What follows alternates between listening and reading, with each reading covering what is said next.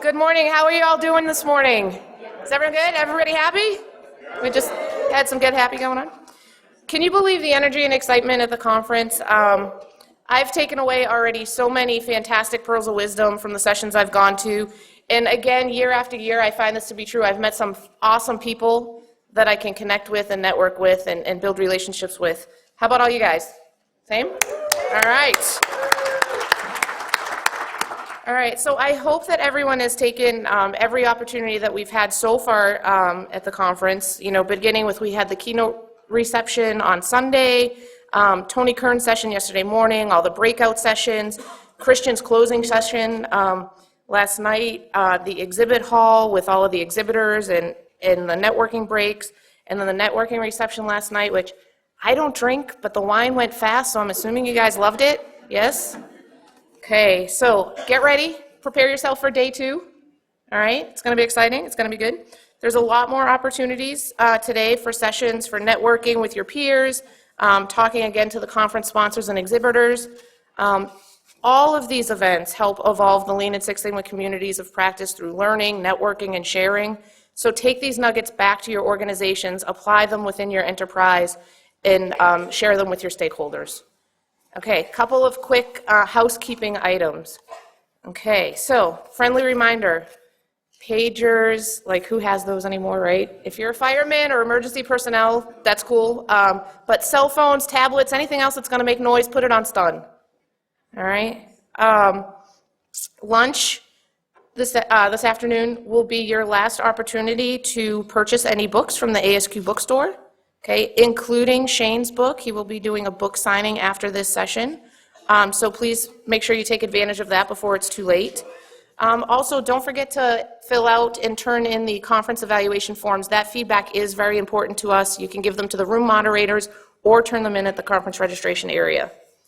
Okay, so with all that stuff out of the way, it is my pleasure to introduce this morning's special keynote speaker. Shane Yount is a nationally recognized author, speaker, and principal of Competitive Solutions, Inc., an international business transformation consulting firm which pioneered the acclaimed organizational development system known as process-based leadership. It's a business transformation methodology designed to create a sustainable culture of clarity, connectivity, and consistency through the use of non-negotiable business processes. He began his career with Purdue Farms, Inc., the nation's second largest poultry grower and processor, having performed such roles as frontline supervisor, operations manager, quality manager, director of human resources, and corporate continuous improvement champion. He brings extensive experience in every aspect of organizational dynamics and effectiveness. Since 1991, Shane has led the offices of Competitive Solutions, Inc. in becoming one of the nation's most recognized business transformation consulting firms, personally working with such organizations as the Department of Defense, GlaxoSmithKline, Lockheed Martin, Michelin, Pfizer, and many others. His 2 books, Buried Alive, Digging Out of a Management Dumpster, and Leaving Your Legacy Leadership, are required readings for engaged leaders who want to improve themselves and their organizations. His 3rd novel, Leading Your Business Forward, Aligning Goals, People, and Systems for Sustainable Success, was published in the spring of 2013. It is my pleasure to introduce you to Shane Yount. Thank you, Rachel. Good morning. Rachel, I don't know if you realize or not, but when you welcome people, you said y'all. Good morning, y'all. So you will detect a slight Southern accent that will get more pronounced as I give this message. A little bit about me. Rachel gave me a nice introduction. Thank you very much. I do lead the offices of Competitive Solutions. My firm is headquartered in Raleigh, North Carolina. I have an office in Atlanta, written a number of books. We have a methodology that is a transformation methodology, and I'm going to talk a little bit about that with you all this morning. You know, when the ASQ group approached me about this message, they said, Shane, your space is sustainment. So we need you to come and talk about sustainment this morning. And that's really where we're going to spend our time in the next 55 minutes or so, exploring what does that look like. And I'm going to talk about particularly simplification, right? Because I believe that's the mistake many of us make as I look around this room, as we go back into our organizations, we take simple concepts and we make them complex. Therefore, we cannot sustain them. So this morning I'm going to talk a little bit about simplification. I'm going to talk about how we can realize some gains, and then I'm going to talk about how we can institutionalize some of those gains. Some of the companies you will hear me talk about today, and I've been very blessed since 1991 to work with a lot of these groups. Every one of these organizations came to my firm and they said, Shane, we're interested in transformation. Right? And certainly part of that transformation is a lot of what you've been hearing about in this conference today. But before we get into that, I want to back up for a second, and I want to pose a question to you. Because, see, I believe fundamentally we can't talk about the cool things that you all are learning at this event until we fundamentally reflect on our own organization. And I'm going to pose a question to you because I want you in the first few minutes of my message to reflect on this question. Right? And here's the question. What's powering performance in your organization today? Now let me define performance. I know some of you are going to take some notes. I hope you will in this message this morning so you can reflect on what I'm going to talk about throughout the course of the rest of the conference. But I want to give you my definition of performance. See, it's 3 words. Focus. All right? Number 1, performance is about focus. Let me give you my definition of focus. It's very simple. All right? It's the capacity of people to answer a question. Here's the question. Are we winning or losing? All right? My definition of focus is this. The capacity of the people within your organization to answer a very simple question. Are we winning or are we losing as an enterprise? And I'm going to say more on that this morning. Second word we're going to talk about. If I now have that knowledge of winning and losing, that should create a sense of urgency. A sense of urgency. A sense of urgency to affirm if we're winning, and a sense of urgency to do the last point I'm going to talk about today, and that's create a culture of accountability. Right? So when I talk about performance, let me be very clear. Performance to me is your organization's ability to create and sustain a culture where there is focus, the capacity of people to know if we're winning or losing, urgency from that knowledge, translating into a robust culture of accountability.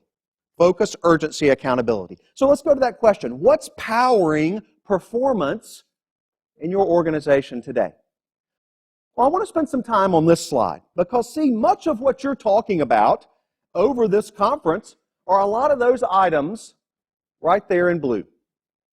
So we're seeking ways to put our organization on a path of continuous improvement. Right? And a lot of you in this room, you're masters at those type of things. From lean to 5S or 6S to green belts and black belts and all these great cool things you're learning about. But I want to get a bit more fundamental in this message this morning. Because see, what I think powers performance, ladies and gentlemen, in many of your organizations are what I call the 3 Ps. Proximity, persuasion, and position. And as you listen to me describe these, I'd like you to reflect and say, have I seen these elements driving performance in my organization this week, this month, this year? Because I think fundamentally these 3 Ps are what's powering performance in our organizations today. Let's talk about what those look like. So one of the first things that I do when an organization invites my firm to come work with them is we like to do a simple kind of tour, all right? And I always like to get off the tour and I like to ask a very simple question. It's a question I posed to you several minutes ago.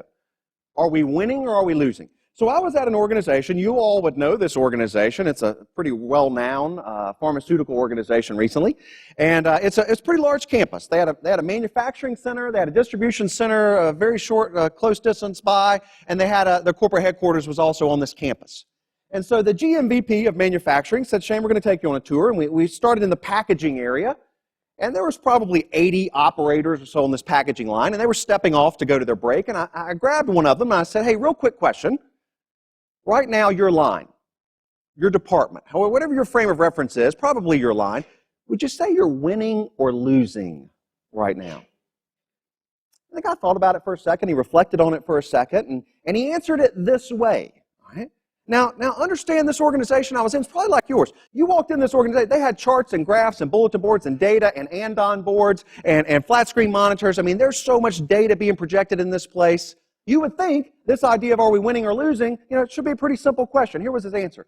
He said, Shane, we have a a supervisor for our department. He went on to say the guy's name was Wayne or Walter or something like that. And he said, you know, when things are going bad, you can't get rid of that guy. Right? He is in our space. He's in our area. He's on the line. You know, he gets a little high-strung, frankly. Right? And when things are going bad, you know, we really wouldn't even be able to have the break we're getting ready to go on, frankly, all right? We'd have to have one of our CI huddles, all right? And we'd have to have this CI huddle to talk about why we're losing, perhaps, or why we're not doing well. So he's not on the floor. Frankly, he hadn't been on the floor all week. This was a Wednesday I was doing the tour. He's on site because I've seen him in break rooms and the cafeteria, but he hadn't been on the floor, so that leads me to believe we must be what? We have to be.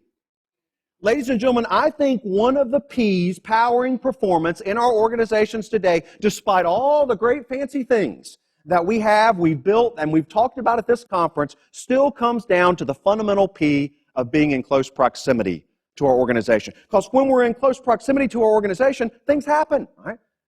Rachel in the introduction said, I began my career at Purdue Farms. Some of y'all may be from the East Coast, but just so if you're not, you know my industry I started in, what was it?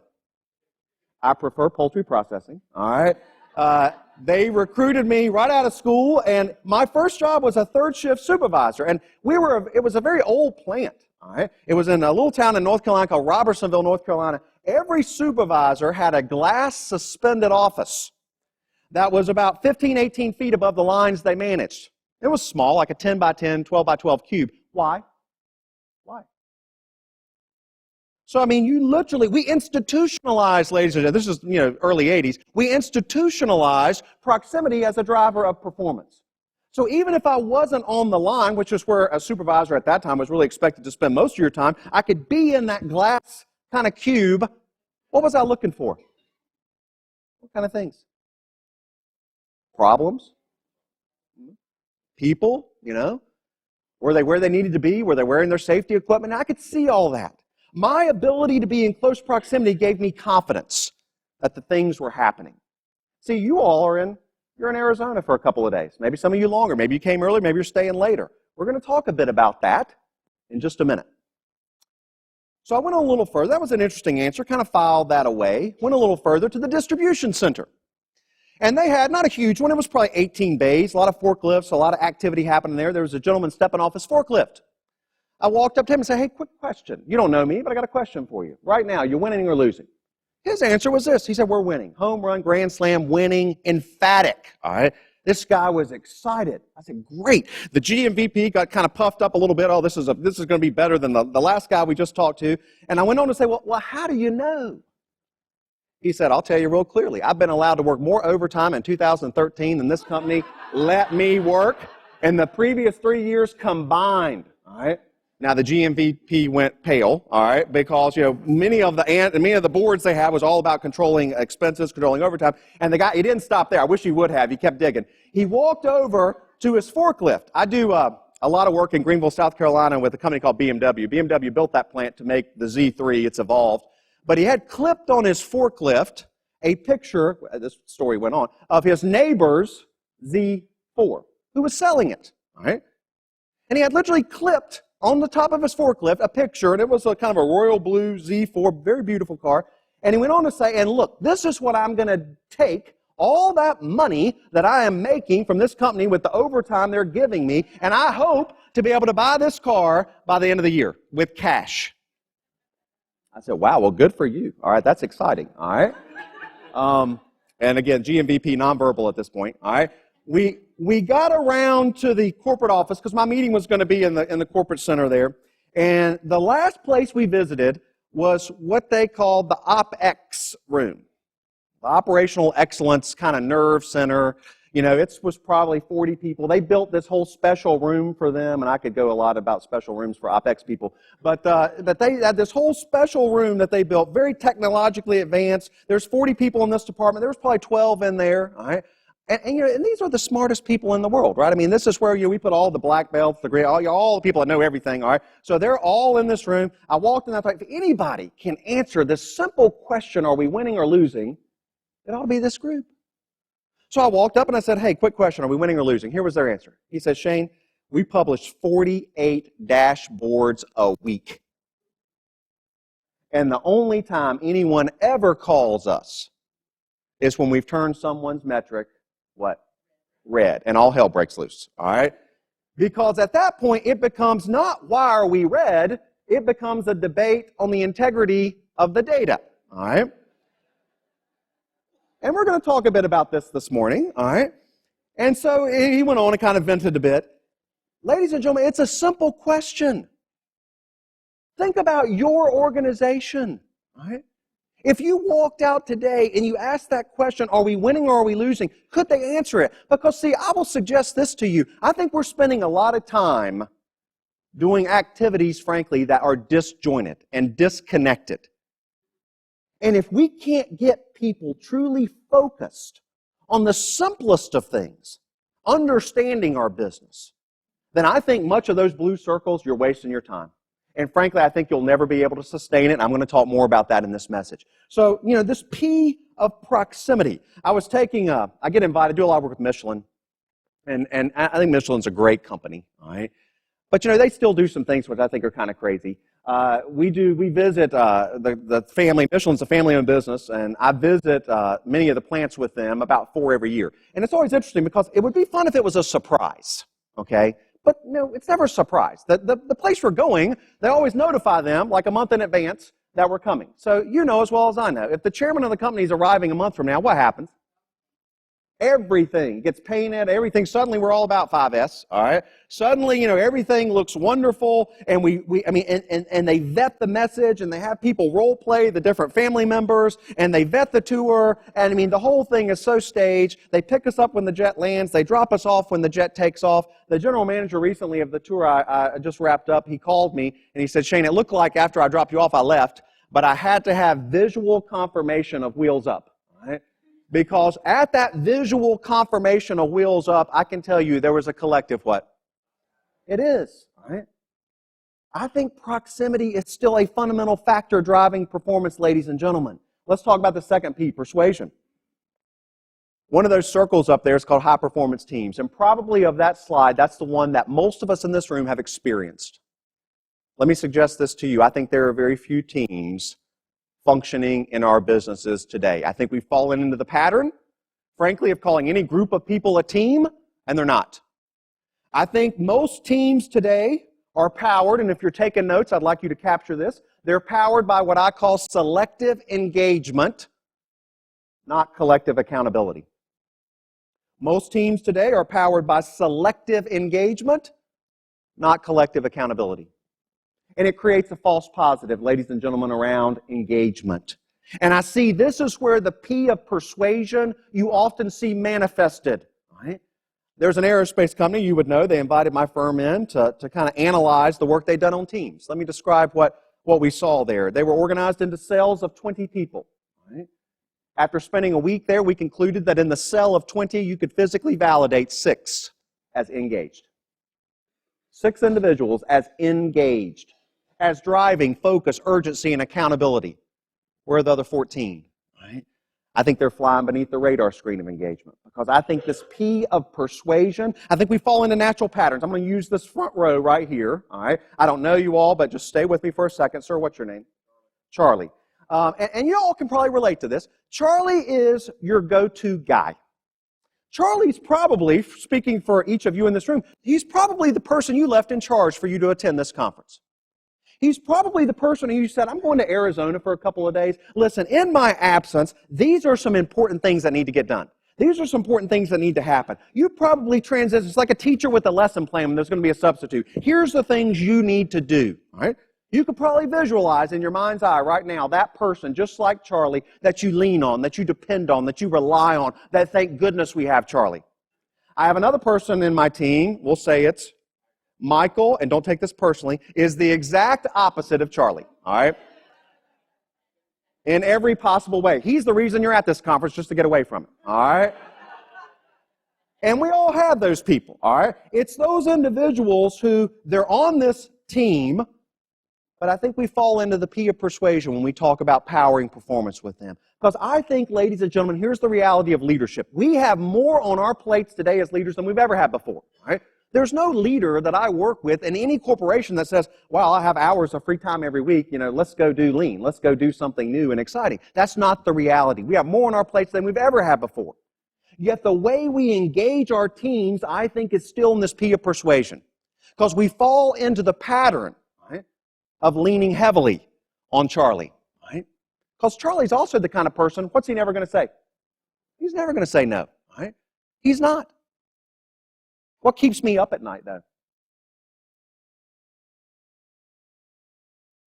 Say it again? Absolutely. Keeps me up at night.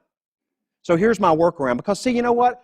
I do a lot of work with HR groups. The HR groups always say, but Shane, we need to be coaching. We need to be coaching Michael. He needs to be on a performance improvement plan. You need to be sitting down with him on a daily basis, setting his daily goals, reviewing those at the end of the shift. You need to be doing all that. And in theory, I agree with all that. All right? The reality as leaders, what are we expected to get? Look, we're expected to get results, and to suggest otherwise is disingenuous. So I think the activity, while it sounds good, ladies and gentlemen, it falls to the bottom of that to-do list every time. Right? Because you know what you're going to get. If I walked out to Michael and I said, hey, Michael, we've had a difficult day today. We've trained you on brainstorming and some basic CI tools and a fishbone and some things that, we'd like you to stay after your shift today to implement some of the learnings we gave you. What are you going to get from Michael? You're going to get a lot of, I have a life outside this place. It's the only thing that sustains me. If this is all I had to live for, I'd kill myself a long time ago. All right? I mean, they're out there. All right? You see these people coming, you want to go the other direction. And what happens is, I think we fall into the pattern, ladies and gentlemen, what's powering performance in many of our organizations is selective engagement. To the point of this, because my concern of losing Charlie is so great, and because I have not the time, energy, or inclination to truly coach and engage Michael, much of our thought process ends like this. It's just easier and quicker if I, as a leader, just do what? Do it myself. Right? Is that the end of your thought process when we talk about engagement? Is that the end of your thought process when we talk about accountability? That it's just easier if I just do it myself? I think that's for many of us where we are today. What's powering performance today? Proximity, persuasion. Let me give you the last P. We wrapped up in 2013 a survey of some of our largest accounts on one thing, email effectiveness. And we posed a simple question. Here was the question. What percent in your inbox at this moment requires you to take immediate action? And that action could be sharing that piece of information or actually doing something. What percent in your inbox at this moment requires you to take immediate action? What percent do you think met that criteria? 7.5% was our study results. Now, what's the other 92.5%? See, I think you see positional authority here. Right? Let me articulate this. If I sent Michael an email just asking him to do something, from me to him, if he was really that problematic, difficult type of associate, what could he do? He could say, I didn't get it. The number one reason people use to get out of accountability, ladies and gentlemen, is they plead ignorance. Right? Think about how many times you've heard that in the last week, last month, last year. I didn't get it. The server must have been down. Maybe it went into junk. Any number of reasons. It creates just enough what? Just enough doubt. So here's my workaround. It's why our emails are falling apart, ladies and gentlemen. I send that still request to Michael, but what else do I do? I CC the whole database. All right? I CC the whole directory. All right? Because, see, Michael's savvy enough to know that if the EVP's on that distribution list, if the manager's on that distribution list, there's a certain amount of positional authority that will compel him to engage. What's powering performance, ladies and gentlemen, in your organization today? Because, see, what I see in many organizations is proximity, persuasion, and position. That's what's really driving the performance of our organizations today. As much as we like to say, look at our CI journey, look at our processes, look at all these great tools that we're trying to do, if you peel the layers back, what I so often see is, it's just window dressing, right? Because we've not fundamentally changed our operating system, right? And until we fundamentally change our operating system, I think we'll continue to come to these conferences. I think we'll continue to have temporary success. Because, see, success in that model is predicated on this. If you're taking notes, it's what I call it, managing by personality. And as long as you've got the right personalities, focused on a couple of key things, yes, you can get results. It's like the call I got yesterday before boarding the flight to come here, where a senior executive said to me, Shane, we launched a lean initiative 18 months ago. And for the first 9 months, it was awesome. But in the last several months, it's begun to atrophy. My first question was, tell me about the team that launched it. You know what he said? Well, we don't have that team anymore. You know, we went from launch to sustainment. We didn't need them anymore. We put them on other projects. Tell me about the project manager. Oh, we've taken that lady. She was fantastic, by the way. Most charismatic person you'll ever meet. I mean, talk about a great leader. We've put her on another project overseas right now. What was powering performance? Ladies and gentlemen, I think in many of our organizations, we kid ourselves in thinking we have a process. We don't. It's the unique combination of a couple of personalities at any given moment making things happen, using their God-given gifts of proximity, persuasion, and positional authority. And yes, that will create momentum, but it will not sustain it. How do you sustain that momentum? Let me summarize what I've said in this first part of this message here. I've talked about many leaders today, we fall into the pattern of relying on those 3 Ps. We manage by personality. But see, there's also a consequence here. That consequence creates not a culture of accountability, but rather dependency. Those 3 Ps, it creates a culture of dependency. Because see, each of you in this room, you have good intentions. I have no doubt about that. Most leaders do. We want to help. We want to be enablers. We want to encourage people. We want to teach people and help people. But many times, in the absence of a non-negotiable process driving the right culture, what you end up with is a culture of dependency. Right? I often talk about I have 2 teenage sons. My oldest is getting ready to get his license in about 3 weeks. I'm actually ready for that. All right. And they have, I'll give you just a simple example how often this happens. They play baseball. All right. Now, I don't know if any of y'all have children that play baseball or softball. When I played baseball, you had 2 pieces of equipment. You got a glove and a wooden bat, all right? If you've got kids that play this now, it is not anywhere near that simple, all right? You have all kinds of different leagues, aluminum bats, wooden bats, sizes of bats, weights of, I mean, it gets very complicated. So I thought, hey, you know, I teach, organization, all right? So I bought them these bat bags, all right, to keep all their stuff in. Let me give you a visual several weeks ago that was really an epiphany for me, all right? My boys have practice Saturday morning, 9 o'clock in the morning. Their coach says if you're late, you run laps. So my boys are out in the car, ready to be driven to their practice, all right, about 8:45. I mean, they're in the car 8:45. They're sucking on a Gatorade, waiting for me to get out there to drive them there, all right? They have taken their bat bags. They have put them in the back of the car. Great. I then fell into the pattern, though, of going out, opening the back of the car, opening the bat bag, and guess what? Yeah, the right stuff was not in there, all right? They were missing different things. So over a period of time, again, my intention's good. I kind of took it on myself that I will take an inventory. I will then run through the house like a crazy person to try to get all this stuff in the right bag, in the right place, get them to the field all by 8:59 so they never have to run laps, all right? And I think we do this at work all the time. I think I meet a lot of leaders whose intentions are noble and honorable, but they're creating cultures of dependency, not accountability. My tipping point was this. My older son was looking at his watch, realizing, it was taking Dad longer to get our stuff together, all right? So he thought it would be appropriate, I don't know what he was thinking, clearly he wasn't, that to blow the horn to kind of rush Dad along. I don't know how y'all grew up in the South. That's a piece of functionality in an automobile we don't use, all right? You know, we just find that rude, all right? And you would never blow the horn at your father, all right? Clearly, I failed in parenting with this one. And I kind of had that personal epiphany, like, and my wife was in the room helping me find this last piece of equipment. She goes, did he really just do that? All right. I said, I think he did, all right? And you kind of get your tipping point where when you're on your hands and knees looking under a sofa for one last left-handed batting glove, and you say, wait a minute, time out. I'm not even on this stupid team, all right? Why am I doing this? And I think we reach those places, ladies and gentlemen, where you're trying to keep all these balls in the air. Many leaders today, we're trying to keep all these balls in the air. One drops and everyone gets indignant. Well, I can't believe you let that drop. Really, what happened? All right? And you begin to reflect and say, well, when did that become my expectation? All right? I think this model of performance, it's fundamentally flawed.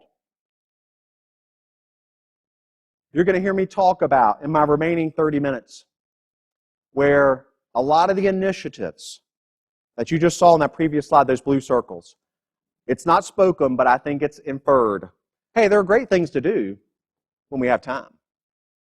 There's no one running around saying, I got free time. Right? How do you embed those type of things as your operating system? And lastly, I would just say this. I think your associates today, they're actually looking for three things. And these are the three things I want to show you in my remaining time. I think every single associate in your organization today, they look to their employer and they want three things.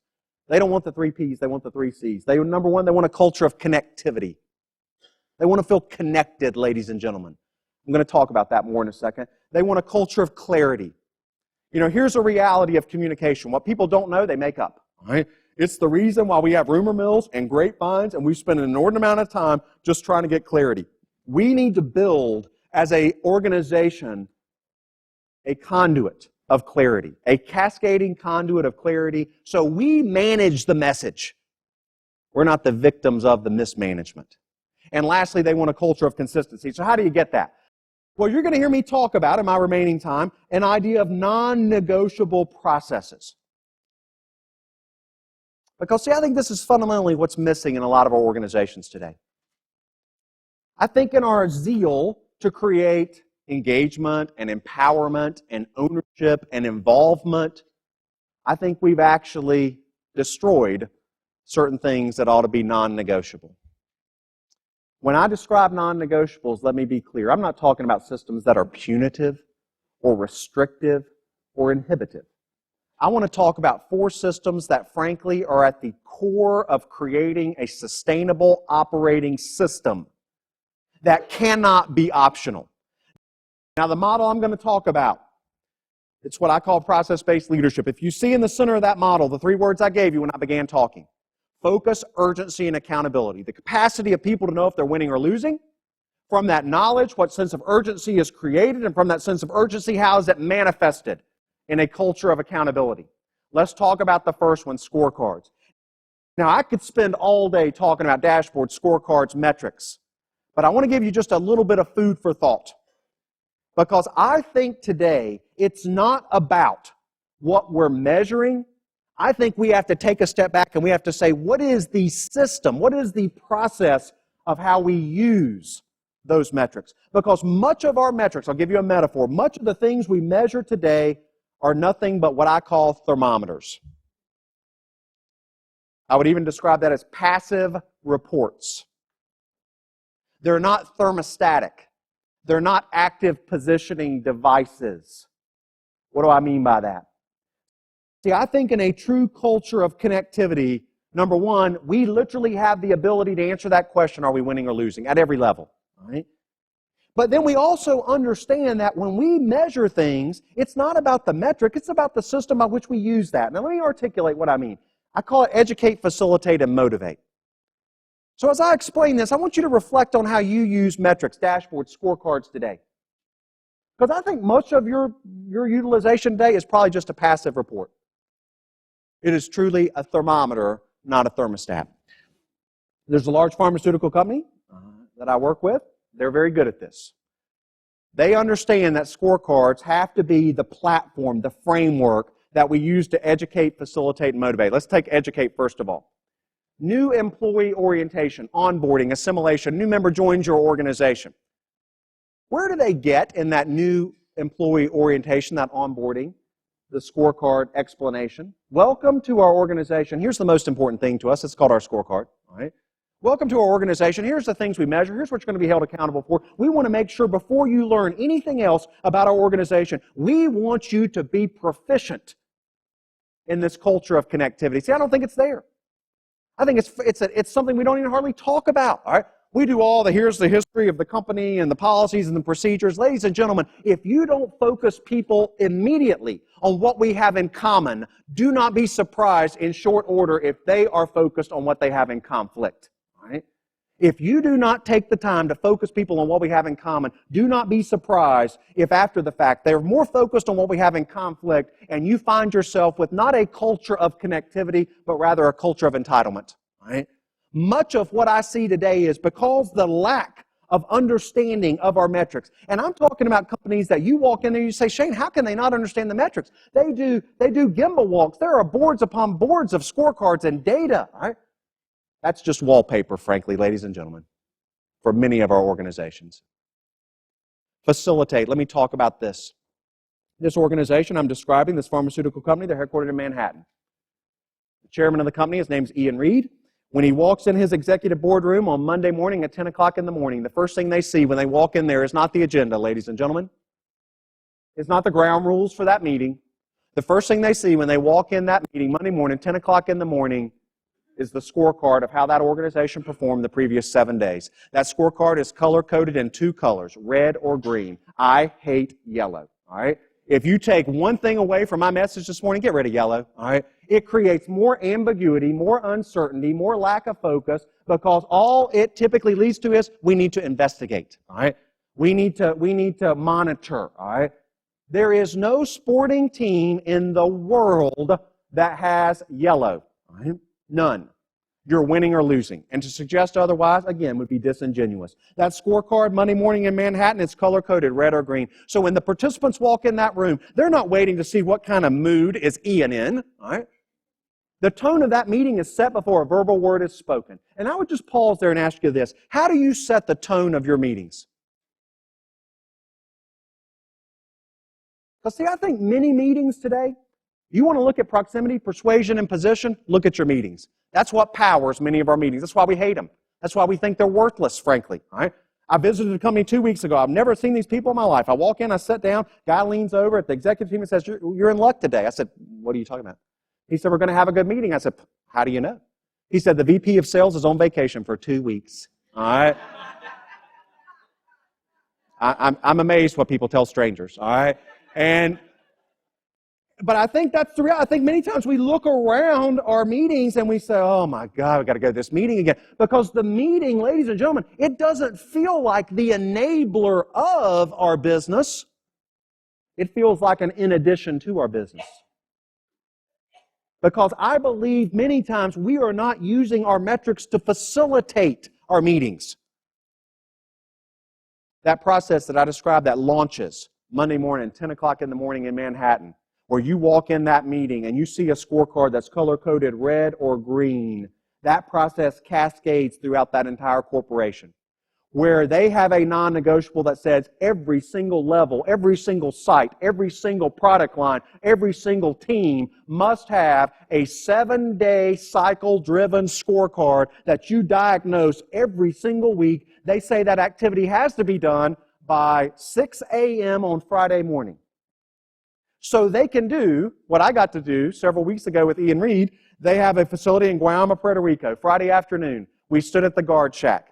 As people are leaving, it's a secure facility. As people are leaving, before the guard gate would raise the arm, he would stand there and he would ask one simple question to those folks leaving that organization. What is it? Did we win or lose this week? See, actually, that organization expects us to know 2 answers. Did we win or lose as a corporation, and did we win or lose in your team? You can do all the Lean Six Sigma stuff in the world, ladies and gentlemen, but if people can't answer that question, I think it's for naught. Right? I think you're spinning your wheels with no traction. Because, see, the last word up there, educate, facilitate, motivate, I think scorecards should be the vehicle which our recognition program is predicated on. I think the reason we struggle with recognition is we're making it personality-driven, not process-driven. Scorecards are the fundamental platform of recognition. Scorecards need to become that active positioning device. So when I walk in that meeting, that tone of that meeting is set before a verbal word is spoken, not a passive report. And the whole intent is it's designed to move our business forward. Right? Let me talk about another one very quickly, accountability. Again, I'm planting seeds. I want you reflecting. So I've just asked you to reflect on that idea of scorecards, dashboards, metrics. Let's talk about accountability. I think we need to recalibrate our definition. See, accountability can only be 2 things, ladies and gentlemen, visible and personal.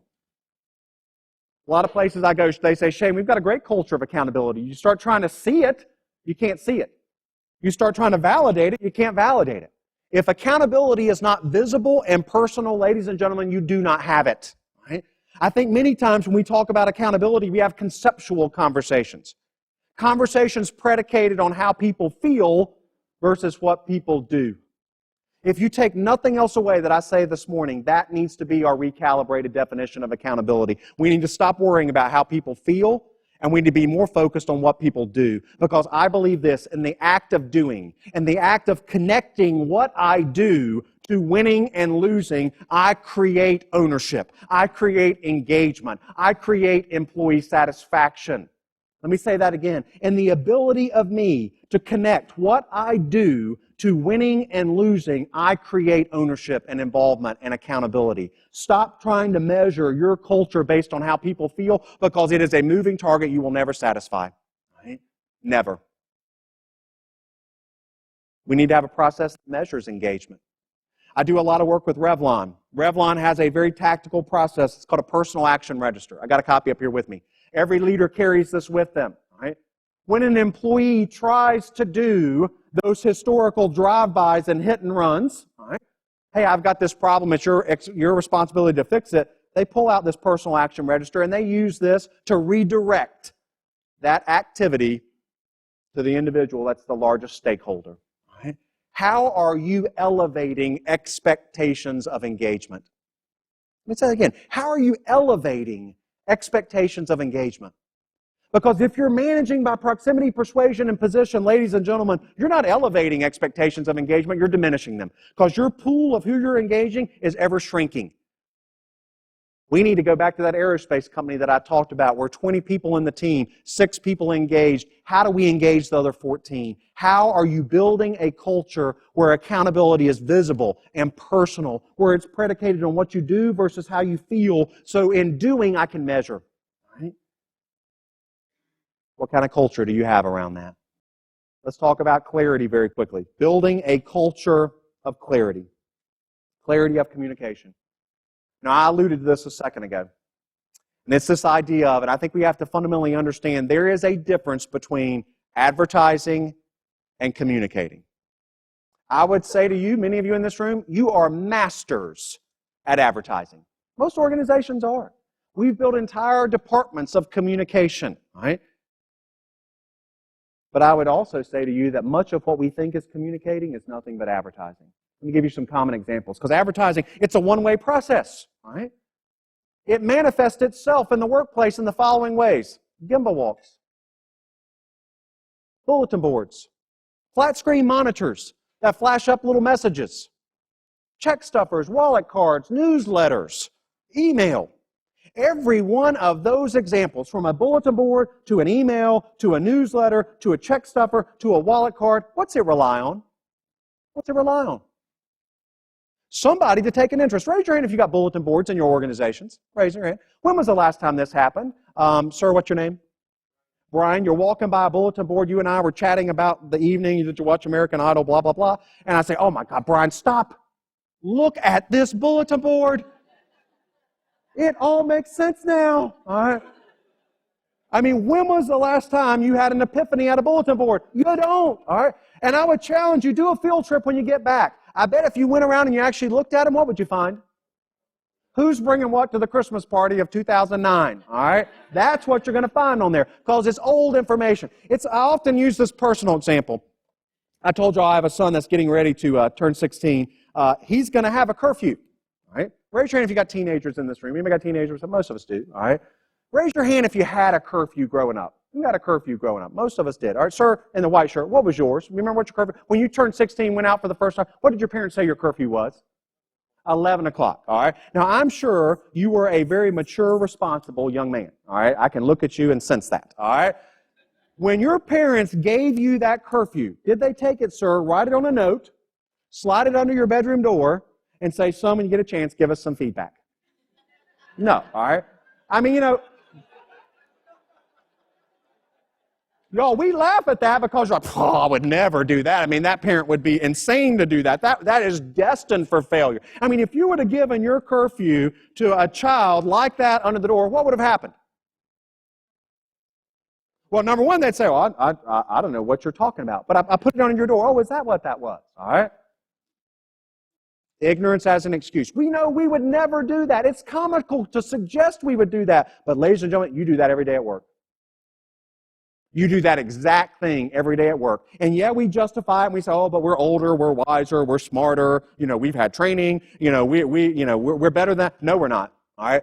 The reason it failed and would fail with the teenager is the reason it fails at work. What we talk about becomes what's important. When you got your curfew served from your parents, how'd they give it to you?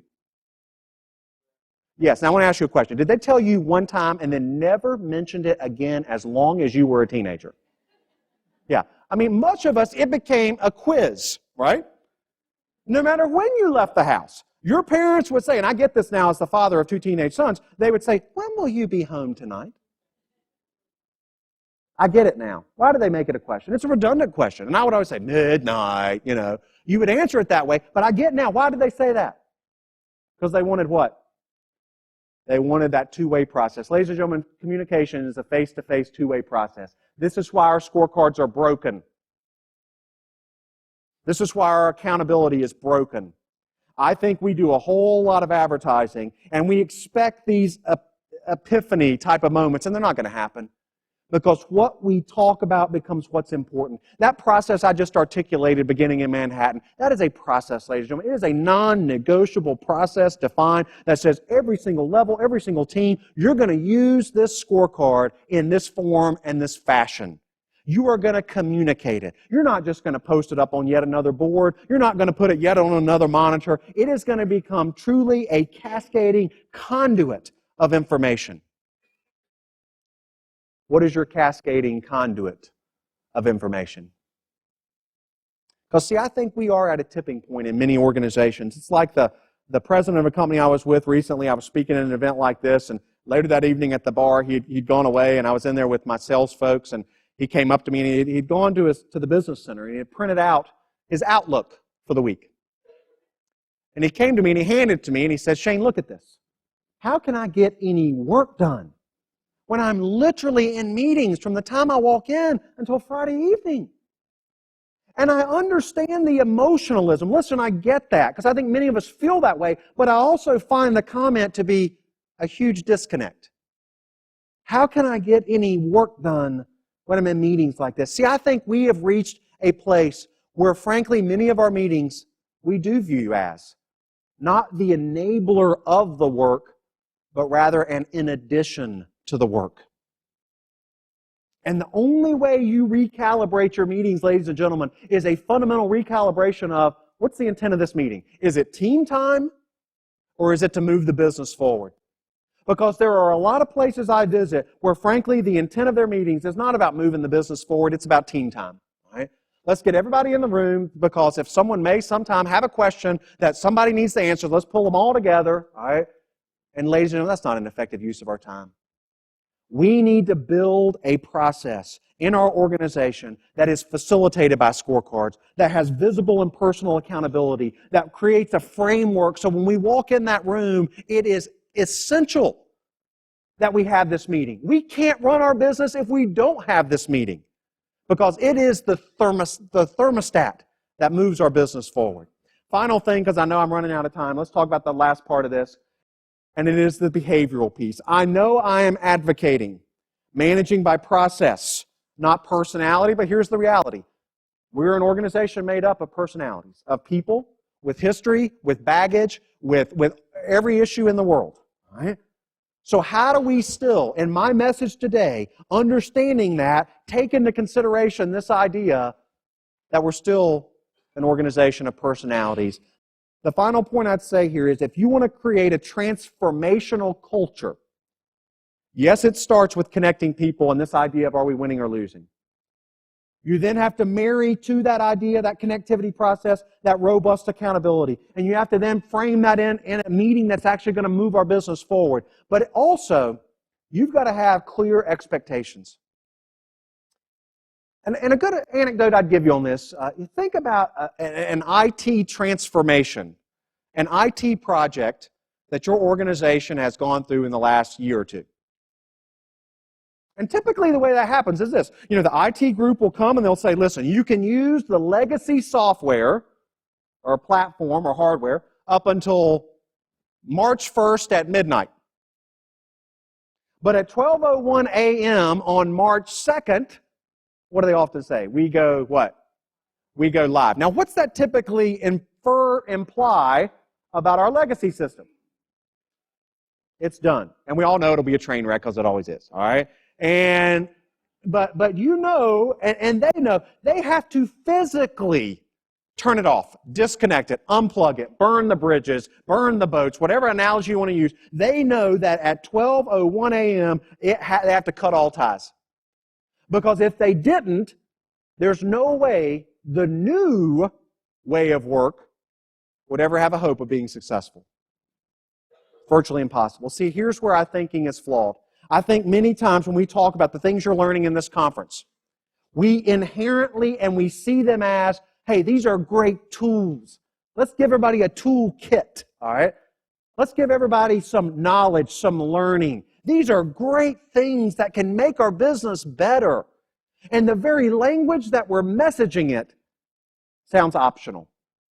And the very language that we use to train people on feels optional. I think if you want to have true cultural transformation and true ability to sustain anything, you have to literally apply the same methodology that our IT folks apply. We're going to train you. We're going to give you time to practice. But then we're going to set a go-live date. Because non-negotiables, ladies and gentlemen, let me circle back to this. Non-negotiables do imply consequence. And if you want to have true organizational transformation, you can't have it unless you take the time to say, we'll give you everything you need to embrace this, but on this day, at this time, we go live.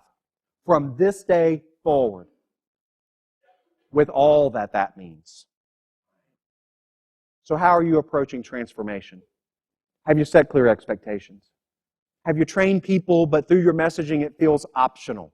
I think you need to recalibrate that and say, what is your go-live day? You know, the organizations I've mentioned, they can tell you to this day, Shane, we went live in 2007 on August 1st. We went live in 2005 on this day. That becomes part of the organizational vernacular that talks about true sustainment and true transformation. It's not just a toolkit, all right? It is a way of work. So let me summarize in closing what I've said.